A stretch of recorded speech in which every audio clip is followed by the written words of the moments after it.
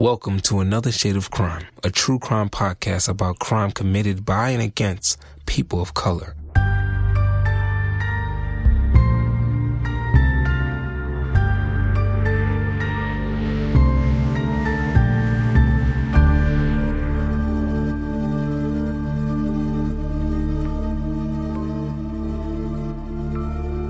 Ever seen someone after years apart and find yourself trying to hide your shock of how much they aged? In September 2010, Ronnie received a visit from his dad. Both men looked at each other with a mix of sadness and wonder at the merciless manner that years drift away, and all that passes with it. The burden of stress and time has made both look and feel older than they are. Ronnie realizes he was not the only one at the time. In a way, his dad has been in here all along with him. James Isaac Long apologizes to his son. The biggest regret of his life was advising Ronnie to turn down that plea. He would have been out by now. He'd have his own house, several kids, and maybe a career. A full life. And all this would have been a distant memory. Ronnie stopped him right there. He lets his dad know that he was right. All he has now is his knowledge that he is not like most of the men here. Because he never accepted a deal, his name still belongs to him. He still has his honor, and he is proud of his name. James Long says, "Thank you for saying that, Ronnie." They stand and shake hands, but before Ronnie releases his grip, his dad pulls him in for a hug. It surprises Ronnie a bit. It takes a second, but he embraces the hug and then tightens it. A month later, James Isaac Long died. As punishment, Ronnie punches a wall until his knuckles are bloody. Ronnie made an official request to attend the funeral. It was turned down. But Ronnie is informed that he could be eligible for parole if he enters sex offender classes. He could be free within a year. It is presented to him as a gift that he should be thankful for. However, after all he has been through, he is not going to lie and admit guilt now. Ronnie has lost so much. The price has been too high for him to just submit to them now. It was time to go to the Supreme Court, a federal court. There are 7 judges. 3 lean liberal, 3 lean conservative. So Ronnie's team focuses on the one in the middle, Justice Brady. Unfortunately, he decides not to vote and runs out the clock until he retires. He heard of all the defenses and arguments and reportedly had an opinion, but never revealed it. He was replaced by Justice Jackson. He was ignorant of the case and didn't want to know anything about it. He opted not to vote. None of the other justices revealed their vote. In February of 2011, the verdict was no new trial because there was a split. The Cabarrus County Superior Court decision from 2009 was upheld. Ronnie is left in limbo. He needed a new lawyer who specialized in the kind of cases Ronnie was enveloped in. He also needed a miracle. In July of 2013, he received that miracle when a strange letter was delivered to him. Let's discuss Ashley Ward. Born August 27, 1985, he stands just under 5 feet. Long blonde hair, attractive, thin, a bit unassuming at first glance. Rest assured, she is not the kind of person you want to piss off, but she's exactly the person you want on your side in a fight. Born in Iowa to conservative mom Sandra and liberal dad named Steve. He has 3 brothers, with one being a fraternal twin, who was born 47 minutes before her. Ashley's other 2 brothers are also older. Not popular in school, but well known because of her brothers and the fact that you could hear her way before you saw her. A good student with usually A's and B's. Was she well behaved as a child? At the age of 13, during the summer between 7th and 8th grade, her parents sent her off to sort of a reform school because there was some confusion about her curfew. They couldn't come to terms with it, so she was sent off to a school in Honduras called Teen Missions International.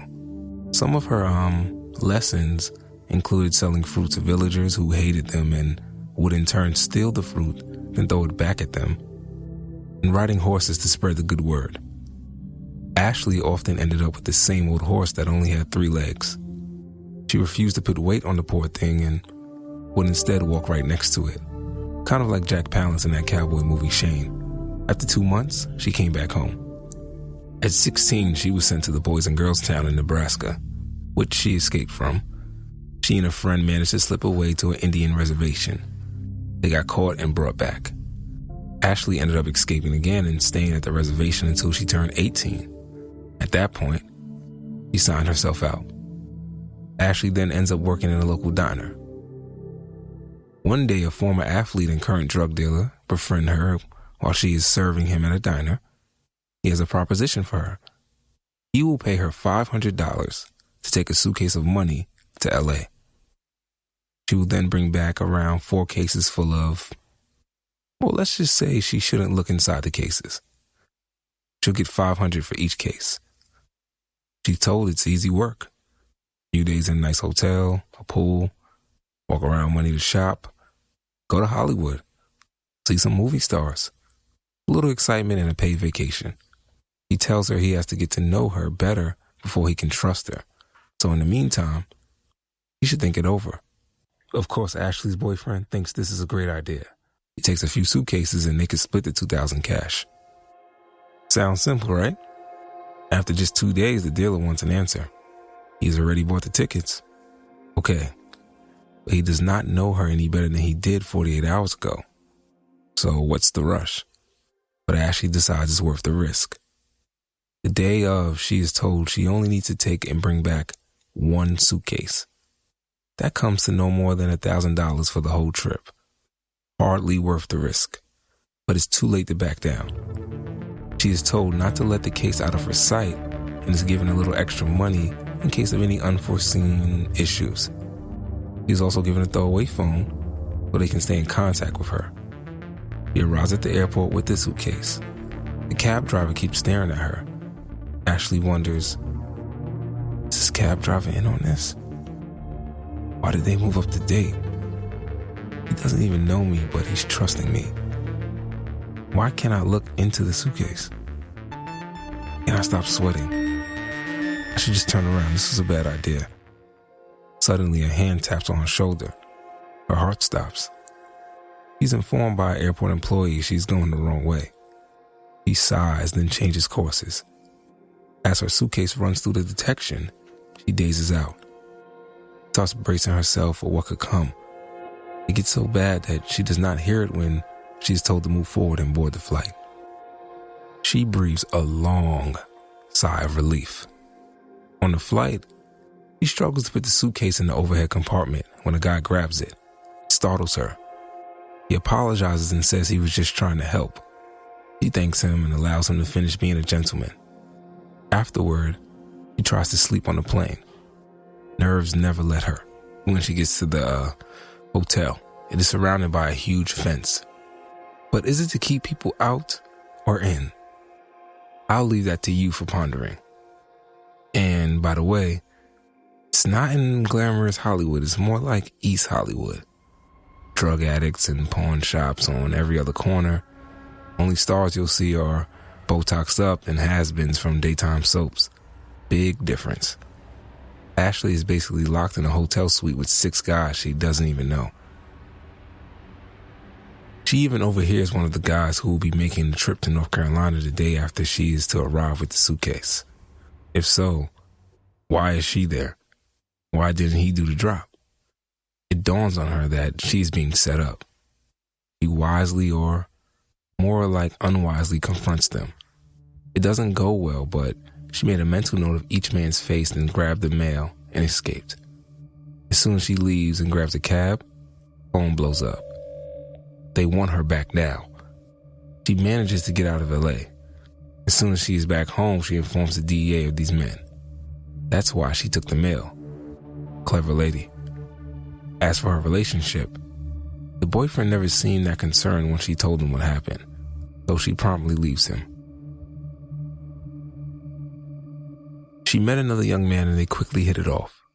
Two ended up moving to Stone Mountain, Georgia in the beginning of 2010. Shortly after arriving, they had issues finding jobs, so they moved to Matthews, North Carolina to live with his family. That came and went. Ashley then moved to Charlotte during the summer of 2012 due to having a job. She moved to the city of Concord, North Carolina to be closer to that job. Ashley is offered a place in the apartment building for free. So she just had to upkeep the owner's apartment when he's away. The apartment was placed on the predominantly black side of town. Ashley was not well received there. The black guys saw her as a trophy. The black women saw that and hated her. Someone even started a ridiculous rumor that she had sex with dogs just because she loved saving lost ones. The tension was palpable anytime she went out into the community. It's a lonely and isolating existence trying to find your way in the world without allies or friends. After finally having enough disrespect, she confronts the community. It could have and almost did go wrong, but a stranger stepped in, James Luther Blanks. He was a 40-something ex-mechanical worker that fell on hard times and ended up homeless. Unlike some homeless people, he was well-liked in the community, so he was always given short jobs to do. Need your lawn mowed? Call James. Does your car need a wash? Call James. James reintroduced Ashley to the community. Things got decidedly easier for her afterward. Because how bad could she be if James liked her? And why did James like her? Ashley would often see James around the hood, and if she had a sandwich, she'd split it with him. If she was going to get some coffee, she'd get him a cup also. But he never wanted handouts. He always offered to trade her charity with any chore she needed to be done.